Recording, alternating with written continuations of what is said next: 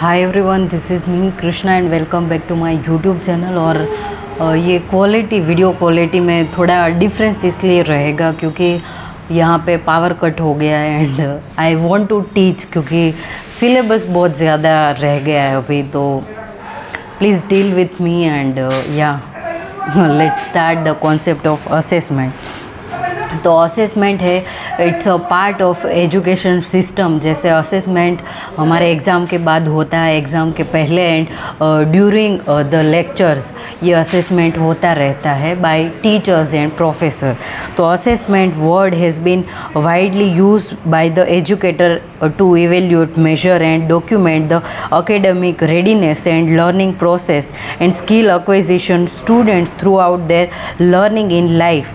It is a process of gathering information systematically as a part of an evaluation. और assessment है वो ऐसे होगा कि it's a part of education. और जैसे मैंने आपको बताया कि ये एग्ज़ाम जैसे हम लेते हैं वो असेसमेंट एक टाइप हो गया। फिर ड्यूरिंग लेक्चर्स और बीच बीच में रिटन ओरल टेस्ट जो रखते हैं उसको हम असेसमेंट बोलते हैं। फिर अब हम डेफिनेशन देखते हैं और ये इवेल्यूएट करना होता है और मेजरमेंट लेना होता है कोई स्टूडेंट है उसका। तो ये evaluation is very important in education. अब हम डेफिनेशन देखते हैं। According to Allen, it involves the use of empirical data on student learning to refine programs and improve students learning. Huba and Freed ने जो डेफिनेशन दी है, it is the process of gathering and discussing information from multiple diverse sources in order to develop a deep understanding of what student know, understanding and can do with their knowledge as a result of their educational experience. The process cumulates when assessment result are use to improve subsequent learning. यानी कि जो learning है उसको हमें improve करना हो तो हमें इवेल्यूशन करना is very important and is must. क्योंकि इवेल्यूशन हम नहीं करेंगे तो हमें नहीं पता चलेगा कि जो स्टूडेंट है उनकी लर्निंग है वो हुई है कि नहीं हुई है। ठीक है, तो अब हम नेचर ऑफ असेसमेंट देखते हैं। It involve student and teacher in continuous monitoring of students learning.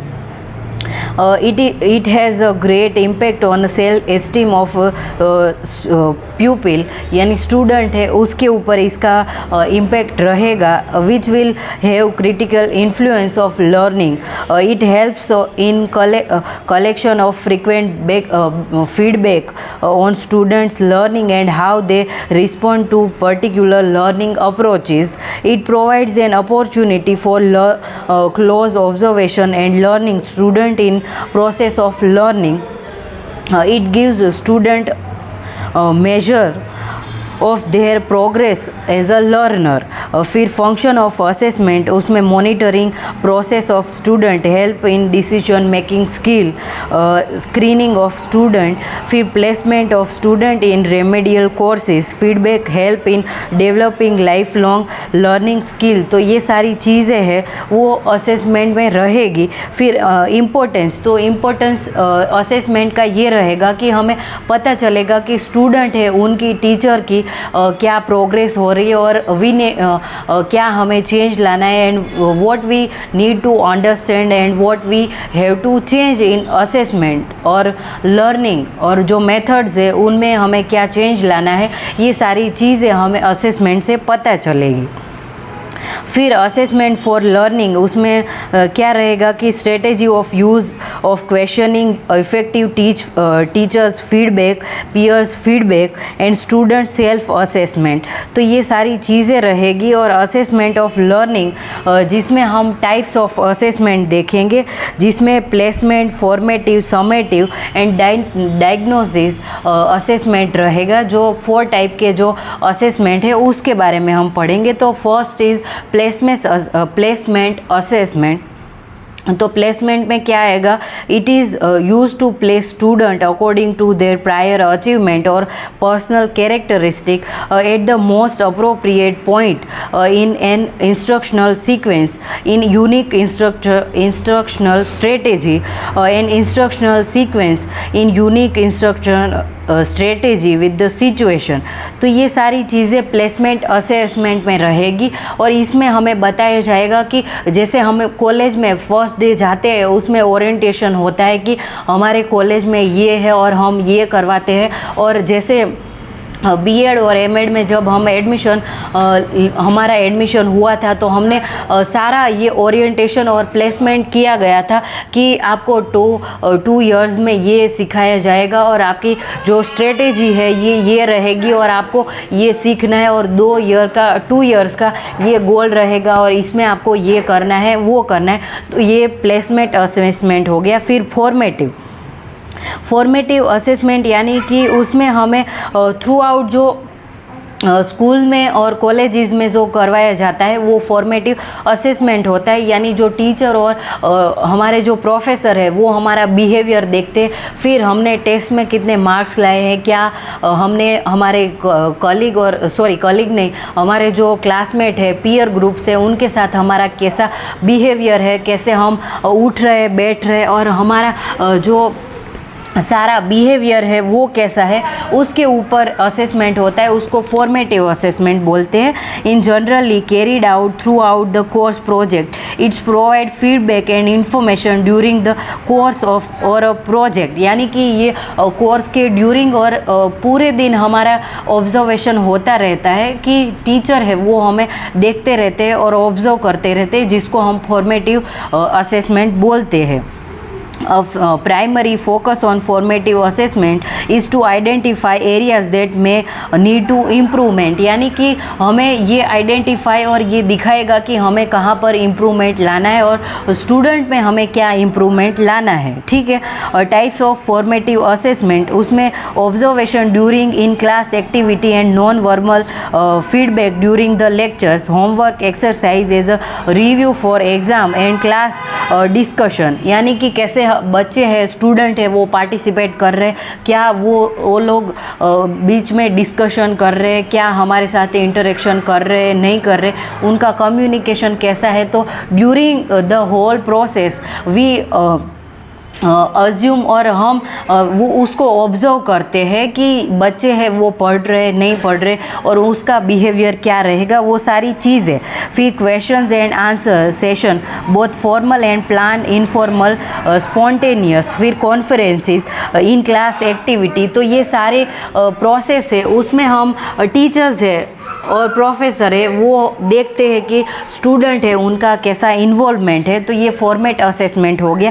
फिर समेटिव असेसमेंट जो ईयर के लास्ट में किया जाता है और सेमेस्टर के लास्ट में जो किया जाता है उसको समेटिव असेसमेंट बोलते हैं। Generally it is carried out in the end of course of और project. It provides the information and feedback that sum ups teaching and learning process, यानी इसमें हम फीडबैक और ये हमें प्रोवाइड करवाएगा कि लास्ट में जो बच्चों ने क्या हासिल किया है और उनको क्या इम्प्रूवमेंट की ज़रूरत है। तो ये समेटिव असेसमेंट में आएगा।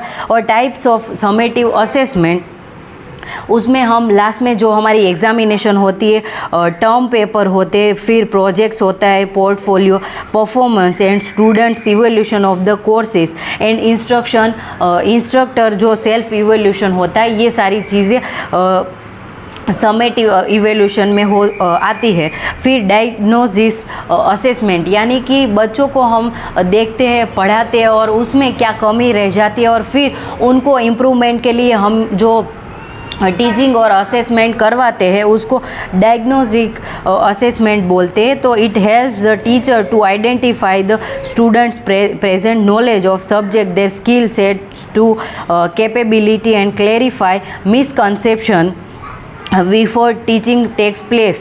Knowledge of students' strength and weakness can help the teacher to plan better what the teacher teach and how to teach, यानी कि फिर हमें कैसे पढ़ाना है, क्या करना है। और जो बच्चे जिनको समझ में नहीं आता, क्योंकि जो क्लास होता है उसमें अच्छे बच्चे होते हैं जिनको एक बार में समझ में आ जाता है, और जो एवरेज बच्चे होते हैं उसको 2 बार में, और उनसे भी एवरेज बच्चे होते हैं उनको कई बार हम समझाते हैं फिर भी उनको समझ में नहीं आता, तो उसके लिए हम रेमेडियल और ये डायग्नोसिस जो असेसमेंट है वो होता है कि उसको अलग से और उनकी क्या नीड्स है और उनको कहाँ से हमें शुरू करना है और क्या हमारी मेथड्स रहेगी, ये सारी चीज़ें उनको हमें समझानी है। तो ये डायग्नोसिस जो असेसमेंट है उसमें आ गया। तो उसमें टाइप्स रहेंगे, pre test, self assessment and discussion, फिर इंटरव्यूज़, ये सारी चीज़ें रहेगी। फिर उसके आउटकम है वो क्या रहेंगे, तो उसमें आउटकम ये रहेगी कि it catalogues the overreaching product of course and are the evidence that the goals and objective were achieved. फिर they are statements that describe the limits and measurement and essential measure और master content the knowledge, यानी कि हमें ये सारी चीज़ें हैं उसको हमें मेजर करना है, इम्प्रूव करना है और क्या इनके लिए हम नई स्ट्रेटजी है वो ला सकते हैं, ये सारी चीज़ें। And they express higher level of thinking skill that integrate courses, content and activities and can be observed as a behavior। तो ये सारी चीज़ें आएगी और ये सारे आउटकम रहेंगे कि डायग्नोसिस जो असेसमेंट है उसको हम करेंगे तो इसके आउटकम क्या रहेंगे। तो आज के वीडियो में हमने देखा कि व्हाट इज़ असेसमेंट और असेसमेंट क्या है, उसकी डेफिनेशन है उसके बारे में देखा और उसके जो टाइप्स है उसके बारे में देखा, जिसमें formative, summative, diagnosis and placement assessment के बारे में हमने पढ़ा। और नेक्स्ट वीडियो में हम रिलेशनशिप बिटवीन आउटकम एंड जो ऑब्जेक्टिव है उसके बीच में क्या रिलेशनशिप है उसके बारे में हम पढ़ेंगे। और जो ये मैं भूल गई, लेट मी चेक कि ये कॉग्निटिव जो डोमेन है, बेंजामिन ब्लूम का जो डोमेन है उसके बारे में हम पढ़ेंगे। तो I will end this video here. Bye everyone, thank you so much and thank you so much with this video quality and please bear with me. Thank you everyone.